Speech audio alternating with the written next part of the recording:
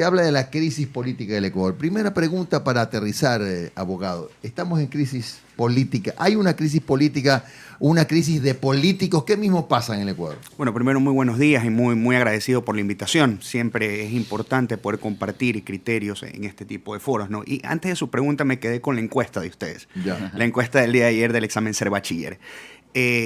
Y abriendo un paréntesis al respecto, creo que sí se debe cambiar el examen Ser Bachiller. Es una prueba que en la actualidad y nunca ha respondido al perfil de egreso de los bachilleres y limita mucho el acceso también a la educación superior. Por ende, debe ser reformada esa prueba en base al perfil de egreso y siendo consecuentes con las diferentes reformas que se ha dado al currículum en los últimos años. Si usted revisa los diferentes acuerdos ministeriales que se dictaron desde la salida de la ministra Gloria Vidal, han existido varias reformas al currículo de la básica y la básica superior. Por ende, no se puede pretender que un estudiante que no ha seguido una secuencia durante todos sus años de escolaridad pueda responder un examen que no está adaptado a ese perfil de egreso. Claro. Usaré un ejemplo, a lo mejor un poco torpe, pero bueno, para tratar de yo mismo entenderlo. Estudiantes que, bueno, que se especializaron en materias sociales y que resulta que quiere ser médico. No va a poder pasar los exámenes de química, física, etcétera. Aunque eso ya es un poco más... A ver, el detalle es que el Bachillerato General Unificado lo que trataba de darles las competencias a los estudiantes para que justamente tengan un poquito de todo. Yeah. A diferencia de cuando nosotros estudiábamos en el colegio, que teníamos el bachillerato por especialidades. Y teníamos los exámenes de grado que se enfocaban en 3 materias duras de la especialización y una común de todas las especializaciones. Era diferente. En tal caso, sí creo que debe de haber una reforma que responda más a la realidad del estudiante. De la educación pública principalmente. Claro, me refería a que hay estudiantes que aún en esta nueva forma de enseñanza les gustaba más lo social, pero resulta que se graduaron y quieren estudiar medicina. Ahí empieza la complicación, ¿no? Bastante. Bueno, vamos a tener en todo caso, doctor, si es abogado, efectivamente una entrevista más adelante para explicarle a las personas en qué va a cambiar el examen, porque ahora ya no van a ser 150 y pico de preguntas, son 120, vamos a ver en qué nomás cambia. Incluso el tiempo que usaban los estudiantes, que era de más de 4 horas, se va a reducir a 3 horas 15, algo así. Bueno, vamos a ver, porque se trata, por supuesto, de que los nuevos exámenes tengan calidad, ¿no? Calidad, no solamente es cuestión de cortar el tiempo y cortar las preguntas. A ver, vamos entonces a lo que nos corresponde. ¿Estamos o no en crisis política? A ver, yo considero que sí estamos en crisis. Venimos un gobierno que en 2 años y algo más ha venido de tumbo en tumbo, con decisiones desacertadas, ministros que no han ayudado a la gestión del presidente de la República, con el respeto que se merece el ministro de Economía, el doctor Martínez, que me parece que es un excelente profesional, pero que para la gestión pública no ha dado la talla. Completamente. Reprobó el Ser Bachiller. Reprobó el Ser Bachiller. Y lo vemos, los 2 proyectos económicos que ha tratado de lanzar el gobierno van a sufrir la misma suerte, tanto el que seguramente se está planteando para el día de hoy, el que pasó el día domingo, la medida económica de la alza de los combustibles sin una compensación debida, porque el hecho no está en eliminar el subsidio al combustible, el hecho estaba en decir, ok, yo te bajo el subsidio del combustible, pero yo te doy otras compensaciones. ¿Compensaciones de qué tipo? Eliminar barreras arancelarias, por ejemplo, para vehículos eléctricos, eliminación del costo de la electricidad para poder suministrarle la electricidad a esos vehículos eléctricos, la eliminación de barreras arancelarias o de aranceles para los repuestos de estos vehículos, y de cierta manera se compensa y dar un número de años para hacer esta reducción del costo del diésel progresiva, unos 4 o 5 años, así la economía se iba a ir dinamizando. Eso pudo haber sido una solución, ¿no? Eso optaron por la política de shock. Optaron por la política de shock y vimos los resultados. El cansancio de la gente ante falta de empleo, malas medidas económicas, fue un detonante para que se volcaran a las calles. Y no se socializó el tema en el sentido de que antes de eso se anunció con bombos sobre el diálogo. Y el diálogo es entre sectores o representantes de sectores que conforman el país. Eso realmente no hubo un acuerdo social, un pacto para... Por lo menos no estuvieron todos los que debían estar. Correcto. Es decir, no estuvieron pocos. No todos. Y adicionalmente, usted ve que en la Asamblea el presidente Moreno no tiene un apoyo, no tiene un bloque constituido, que eso es un problema que se le ha generado.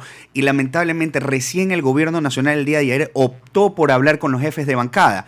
Una cuestión que tuvo que haberla realizado desde el primer momento que iban a lanzar el primer proyecto económico urgente. El país no aguanta más que se siga pasando el tiempo. Estamos a puertas de que se apruebe la reforma presupuestaria para el año venidero y se necesitan esos recursos para la caja fiscal. Ahora, ¿qué cree usted que se va a presentar en los próximos días cuando vemos que se está tratando de judicializar a quienes encabezaron las protestas sociales, les están abriendo procesos por diferentes causas, a la mayoría de los dirigentes indígenas? No se logra todavía establecer el decreto que va a reemplazar al 883. No, todo este panorama como que se complica hasta el momento. A ver, lo complica más de lo que ya estaba siendo complicado. Yo lo único que apelo es que el sistema de justicia, tanto que fue criticado en los 10 años de correísmo, no siga los mismos pasos. Que se tenga que penar a la gente que realmente incurrió en un delito. A la gente que llamó al vandalismo, a la gente que dañó bienes del sector público, bienes del sector privado, que incitó al golpe de Estado principalmente. Porque por más posición en desacuerdo que un ciudadano puede estar, usted no puede llamar a la desestabilización democrática y que se caiga un gobierno. Eso debe de ser inadmitido y repudiado no solo por la sociedad, sino que tiene que ser penado por el sistema de justicia. Y en cuanto al reemplazo del decreto, bueno, ahí vemos la falta de creatividad del gobierno, porque han pasado tantas semanas desde que se dio el paro que no ha podido dar una solución convincente y real a la ciudadanía para poder reemplazar el decreto. Ahora se habla que solamente eliminar el subsidio va a ser focalizado en la gasolina extra y eco. Vamos a ver realmente cuánto va a ayudar eso para el flujo y la caja del Estado. Abogado, usted ha tocado un punto muy importante que yo lo iba a abordar y oportunamente Steven lo mencionó, y es el tema de la administración de justicia, ¿no? Porque hay cosas que efectivamente son inentendibles. Y aquí no se trata, porque ese es el gran problema del Ecuador, a todos nos motejan, ¿no? Nos clasifican, ¿no? Si tú estás de acuerdo con el gobierno, eres un hombre casi célebre, y si no estás de acuerdo eres correísta. Yo no soy ni correísta ni gobernista, soy periodista hoy, estoy ejerciendo mi trabajo. Pero yo sí no entiendo tampoco, y en esto me hago eco de las palabras del del abogado Torres, cómo es que hay una prefecta presa, hay un asambleísta o exasambleísta preso, un asesor preso, ayer hasta un músico de Pueblo Nuevo lo han metido preso porque tenía 2 escopetas viejas en la casa, que no las disparaban hace 10 años. Y por incitación a la rebelión no nos han dicho cuáles son las pruebas, creo que son 2 tweets. Y de otro lado, más allá de lo loable que pueda haber sido, y de hecho nosotros aquí transmitimos sin ninguna cortina todo lo que pasó, pero hubo gente que en efecto, el propio señor Vargas, que mandó a cerrar las llaves del oleoducto, que apodó al presidente de la República, etcétera, y está siendo recién investigado, los otros están presos. Entonces, a mí sí me parece que hay un manejo de la justicia bastante cuestionable, ¿no? Oiga, y se lo pregunto a un abogado, estoy hablando con un abogado. Lo del dirigente indígena Rafael Pandán. No, que también salió a decir que si no se daba ese domingo ese diálogo televisado, el lunes la asamblea, según él, se iba a reunir para destituir al presidente. Por ejemplo, eso no es tratar de desestabilizar. Miren, yo estoy plenamente de acuerdo con ustedes y aquí se ve la inequidad en el sistema de justicia. Sin apasionamientos y sin defender a la señora Pavón y compañía, ni sin defender a Isa y compañía. Lo de Vargas, lo de Isa y compañía, no pueden estar campantes en las calles. Es inadmisible. No puede ser posible que una persona que llama mediante epítetos al presidente de la República, porque por más desacuerdo que uno puede estar, uno no puede faltar el respeto al presidente de la República, y el otro no lo puede amenazar al vicepresidente de la República que por donde pase le va a aplicar la justicia indígena. O sea, ¿en qué tipo de Estado estamos?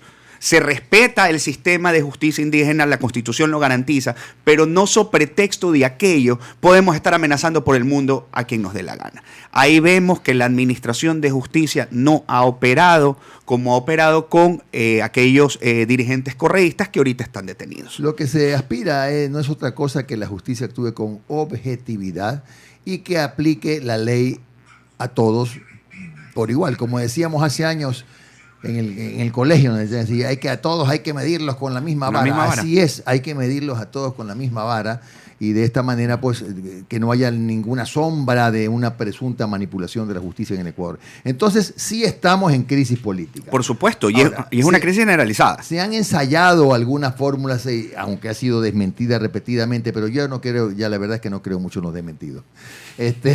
Esto de la muerte cruzada, ¿en qué momento usted, no digo que pase ahora, pero en qué momento cree usted, abogado, que se puede aplicar una figura como esta?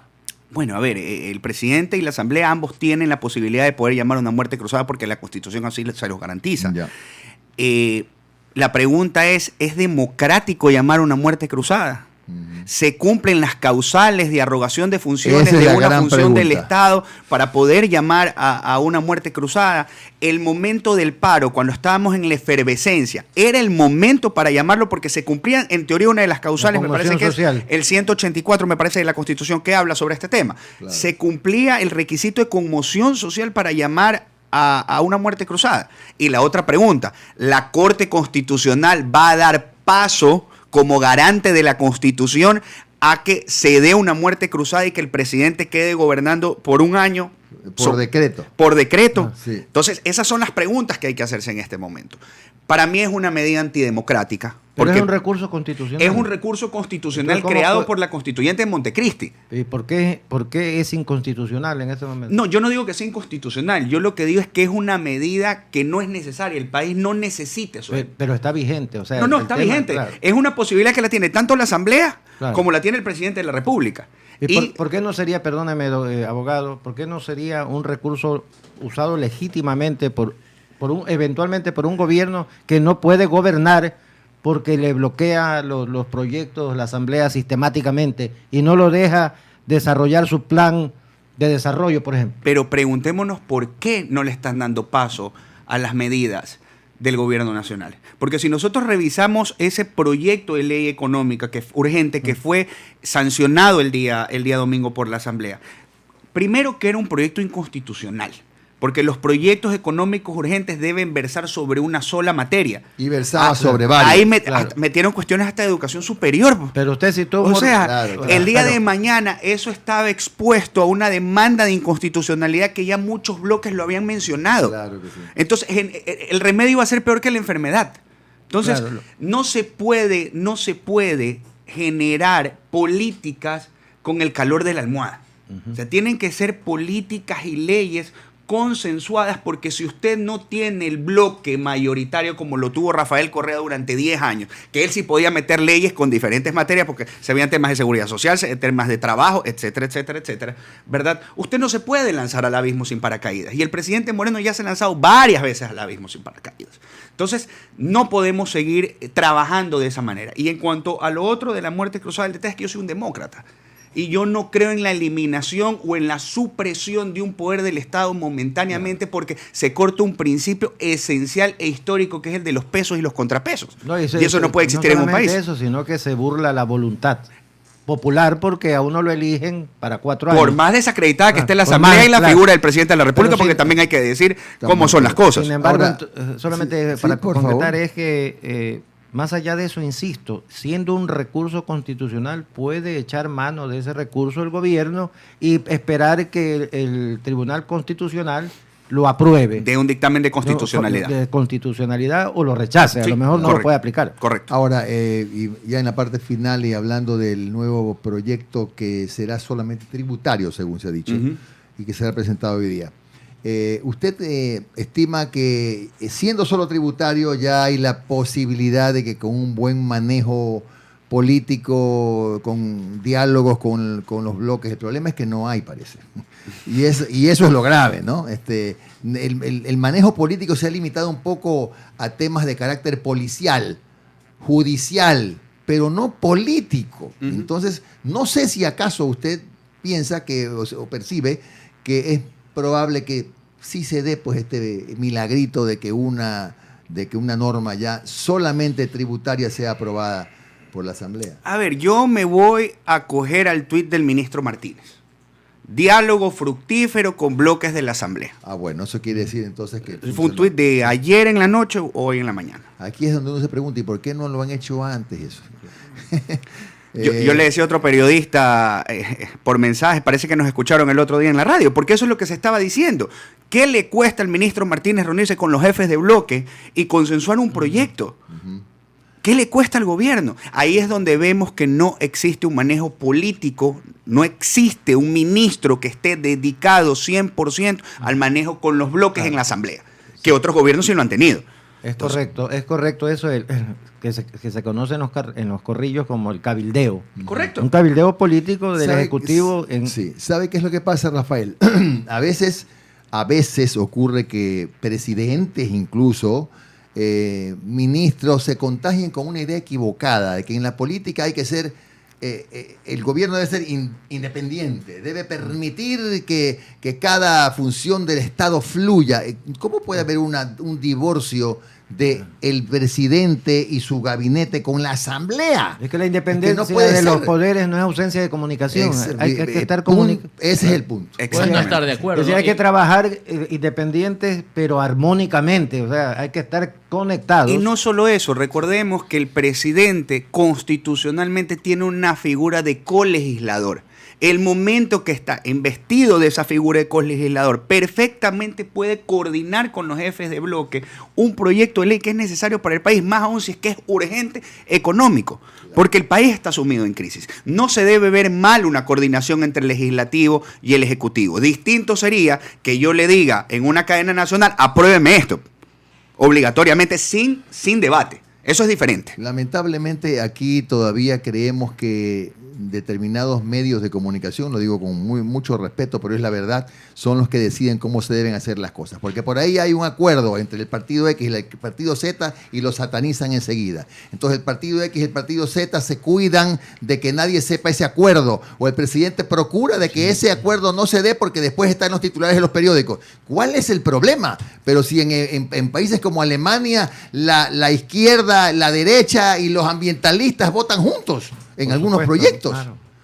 Me parece que el problema está en que no tenemos claro que el centro de todo lo que hagamos o dejemos de hacer es el bien común. Es el país. El ET es que todo se mira con desconfianza. Entonces, ahorita como votaron los socialcristianos con los de Revolución Ciudadana, entonces ya es el pacto para la impunidad del presidente Correa. Claro. Y ya se habla de eso, pero no se hablan de los por qué votaron unánimemente estos dos bloques. Entonces se ve mucha desconfianza en el país por un tema de impunidad y eso es parte del desgaste de ciertas instituciones a lo largo del tiempo. Si no se daba esta votación, posiblemente pasaba el tiempo y por Ministerio de la Ley era ya ley de la República ese documento. Así fue. Con el riesgo de que sea inconstitucional el día de mañana, declarado inconstitucional por la Corte. El ministro Richard Martínez ya se ha reunido, aparte obviamente de los miembros de Alianza País, de este bloque, se ha reunido también con Integración Nacional, con Suma, con los coordinadores de Creo y del BADI.